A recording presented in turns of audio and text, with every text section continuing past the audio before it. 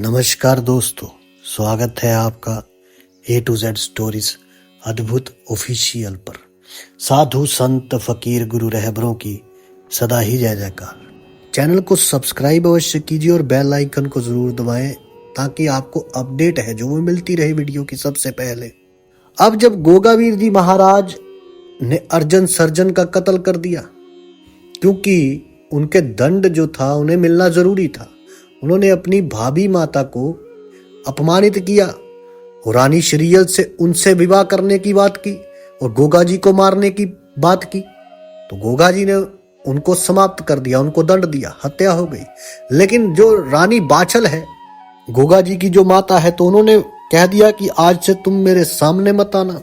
अब ये बात सुनकर गोगावीर जी महाराज भी उन्होंने कहा कि आपकी आज्ञा शिरोधार्य, कि मैं जिंदगी में कभी आपके सामने नहीं आऊंगा और अगर कभी चेहरा दिखाना भी पड़ा तो मैं आपके सामने नहीं आऊंगा, पृथ्वी में समा जाऊंगा। अब इतना कहकर जब चलने को हुए, तभी रानी श्रीयल ने दौड़कर घोड़े की लगाम पकड़ ली और अपने प्रीतम से बोली, मैं भी आपके ही संग चलूंगी। गोगावीर जी महाराज बोले, रानी अभी मेरा कौन ठिकाना है, मैं तुम्हें कहां कहां लिए फिरूंगा। इतना सुन श्रीयल बोली, तो आप मुझे अपने दर्शन देने की प्रतिज्ञा करें। गोगावीर जी महाराज बोले, ये बात ठीक है, मैं तुम्हारे महल में आता जाता रहूंगा, परंतु ये बात किसी को बताना नहीं। ऐसा कहकर अपने घोड़े की लगाम रानी श्रीयल से छुड़ाकर वो चल दिए और रानी श्रीयल अपने नैनों से नीर की वर्षा कर अधीर हो खड़ी रोती रही। तब गोगावीर जी महाराज अपना घोड़ा लेकर सीधे गोरख टिल्ले जा पहुंचे और गुरु चरणों को जाकर मस्तक नवाया। महायोगी गुरु गोरखनाथ जी महाराज ने अपने शिष्य के सिर पर हाथ रखकर पूछा, भक्त अभी तो तुम भंडारा करके गए ही थे, कि अभी तो तुम भंडारा करके गए ही थे, फिर इतनी जल्दी यहाँ आने का क्या कारण। गोगावीर जी महाराज बोले, अंतर्यामी त्रिकालदर्शी गुरु से कुछ छिपा हुआ तो नहीं है, मैं तो सिर्फ इतना बता सकता हूं कि पूर्ण रूप से अब मैं आपकी शरण में आ गया। गुरुदेव बोले, महायोगी गुरु गोरखनाथ बोले, बेटा शरण की बात तो बाद में है, अभी तो मैं ये जानना चाहता हूं कि यहां आए क्यों हो। गोगावीर जी महाराज बोले, गुरुदेव तपस्या करने के लिए। महायोगी गुरु गोरखनाथ बोले, जैसी तुम्हारी मर्जी। बंधुओं, दिन में तो गोगा जी तपस्या करते थे और रात को अपनी रानी के महल में पहुंच उसे धीरज बंधाते थे। फिर ब्रह्म मुहूर्त में उठकर दिन निकलने से पहले ही गोरख टिल्ले पहुंच जाया करते थे। ये सारा कार्यक्रम काफी दिनों तक चलता रहा। इधर रानी बाछल ने राजकाज की डोर अपने हाथ में संभाल ली और रात दिन राज प्रबंध में लगी रहती। उधर गोगावीर जी महाराज सोचा करते, अगर किसी दिन मेरे महल में जाने की चोरी माता ने पकड़ ली तो क्या होगा। उन्होंने सुबह ही गुरु चरणों में पहुंच अपनी माता के सामने की हुई प्रतिज्ञा की सारी बात सुना दी। तब महायोगी गुरु गोरखनाथ बोले, बेटा शास्त्रों का ये मत है कि प्रतिज्ञा करके ना निभाने वाला व्यक्ति घोर नरक में स्थान पाता है, इसलिए तुम भी की हुई प्रतिज्ञा का पालन करो। इधर तो ये बात हुई और उधर तीजों का त्योहार आ पहुंचा दोबारा। तब रानी श्रीयल 16 श्रृंगार कर तीज झूलने की आज्ञा अपनी सास से लेने पहुंची। बाछल रानी अपनी बहू का श्रृंगार देखकर आप से बाहर होकर बोली, जब तेरा पति घर बार छोड़कर चला गया तो ये हार श्रृंगार किसे रिझाने के लिए बनाए।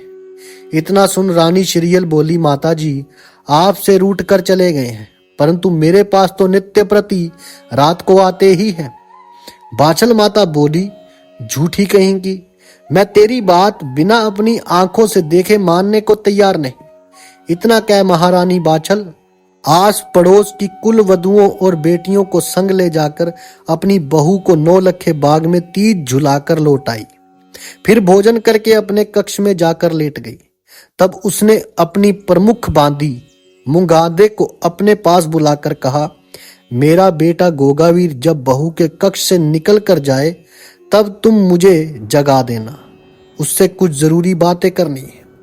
अब उधर गोगा जी रोज की भांति आज भी रानी श्रीयल के कक्ष में आकर ठीक समय पर लौटने लगे। तभी बांदी मुगांदे ने माता बाछल को खबर की, आपका बेटा अब जाने ही वाला है। जब गोगा जी महाराज नीले घोड़े पर सवार हो रहे थे, तब तक माता आ पहुंची। वे ये चाहती थी कि मेरा बेटा मेरे चरणों को छूकर क्षमा मांगे, परंतु गोगा वीर जी ने अपना मुंह घुमा लिया। इतने में कपटिन काछल वहीं पर आ पहुंची और बोली, बहन, जो होनी थी वो हो गई। महायोगी गुरु गोरखनाथ जी महाराज की वाणी सत्य थी। अब क्यों वंश का नाश करने पर उतारू हो? अगर गोगा वीर जी को तुम नहीं मना सकती हो तो मुझे मनाने की आज्ञा दो। जो जग से चले गए उन्हें तो लौट कर आना है नहीं। मौसी की बात करते देख गोगा वीर जी ने अपना घोड़ा दौड़ा दिया। ये दोनों आवाजें देती रह गई। उन्होंने अपने बेटे के पीछे घुड़सवार भी दौड़ाए, परंतु नीले घोड़े की दौड़ने की कला के सामने किसी का कुछ बस नहीं चला। अपनी तेज रफ्तार के कारण नीला घोड़ा आगे बढ़ता गया और कुछ कहते हैं कि वो उस समय दलदल में फंसकर धरती में समा गए। लेकिन कुछ जो फकीरों ने सुनाई है बात, वो ये कहा कि गोगा वीर जी गुरु गोरखनाथ जी महाराज के पास पहुंचे और उन्होंने कहा कि अब गुरु जी, मैं इस धरती पर नहीं रहना चाहता, मैं अब पाताल लोक से ही अपने सारे कार्य जो हैं वो करूंगा। लेकिन कहते हैं कि उस समय गुरु गोरखनाथ जी ने जब उनको धरती में समाने के लिए कहा तो उस समय धरती ने उनको ये आज्ञा नहीं दी, जगह नहीं दी। तो उस समय कहते हैं कि धरती ने कहा कि पहले तुम हाजी को सलाम करके आओ, जो फकीर बताते हैं। ये दूसरी बात है। एक तो वो कि दलदल में धंसे और नीचे समा गए धरती में। दूसरी ये है कि उनको फिर जो बठिंडा वाली साइड में हाजी जी की दरगाह है, दरबार है, वो हाजी उस समय हाजिर थे, तो उनसे उन्होंने उनका सलाम हुआ और फिर कहते हैं कि धरती ने उनको जो है वो जगह दी। इसलिए जो फकीर आते हैं ना, फकीर जब बागड़ प्रांत आते हैं तो वहां पे होकर आते हैं, जो पंजाब की तरफ से आते हैं। अब आगे चलते हैं कि जब दलदल में धंसकर धरती में समा गए, ये बात है। और दूसरी वो कि फिर उनको धरती ने जगह दे दी, तो निकलने के लिए अब कोई और रास्ता ना और ना ही कोशिश की, क्योंकि उन्होंने स्वयं ही ये कहा था और उन्होंने किया भी। दोनों गुरु भाई धरती में समा गए, नीला घोड़ा और गोगा वीर जी महाराज। बाछल काछल दोनों बहनें और घुड़सवार हाथ मलते रह गए। गोगा जी की ध्वजा और भाला ही बस बाहर दिख रहा था। इस घटना की खबर सारे शहर में फैल गई। तब रानी श्रीयल रथ में सवार हो रोती पीटती वहीं आ पहुंची। दोनों माताओं ने अपनी बहू के आंसू पोंछकर उसे चुप कराना चाहा तो वे गुस्से में बोली, अब तुम्हें मेरा श्राप है, तुम आगे भी 7 जन्मों तक बांझ ही रहोगी और तुम्हें औलाद का मुख देखने को नहीं मिलेगा और इसी तरह दुखी होकर मरोगी। अपनी सती बहू का श्राप सुनकर दोनों बहनों ने वहीं अपने प्राण त्याग दिए। और रानी श्रीयल कहते हैं कि रोज अपने प्राणपति के आने की बाट देखा करती और कहती वे कभी ना कभी जरूर आएंगे।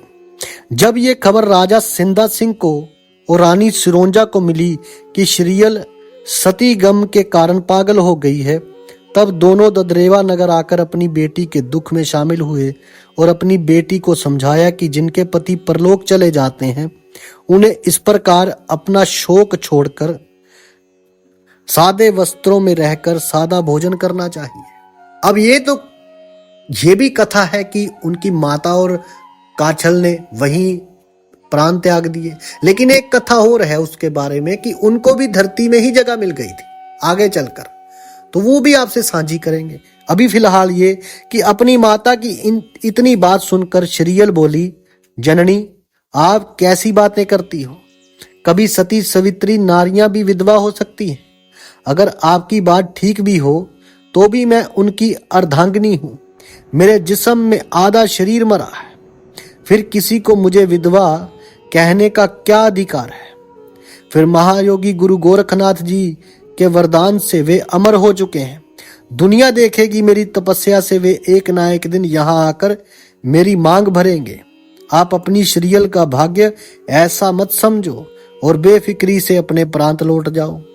उन्होंने अपनी बेटी को अपने साथ ले जाने की काफी कोशिश की, परंतु रानी श्रीयल सती के उनके साथ जाने को किसी भी कीमत पर तैयार नहीं हुई।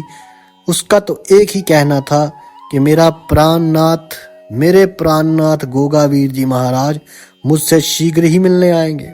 तब राजा सिंधा सिंह और उनकी रानी का कोई बस नहीं चला तो वे अपनी बेटी से विदा होकर अपने तंदुल नगर को रवाना हो गए। लेकिन अभी आगे क्या हुआ है, क्योंकि कोई कहता कि हमने गोगा जी को हरिद्वार के पास कजलीवन में तपस्या करते देखा है, कोई कहता गोरख टिल्ले पर विराजमान है। जितनी बातें थी जितने मुंह थे उतनी बात ही होती गई।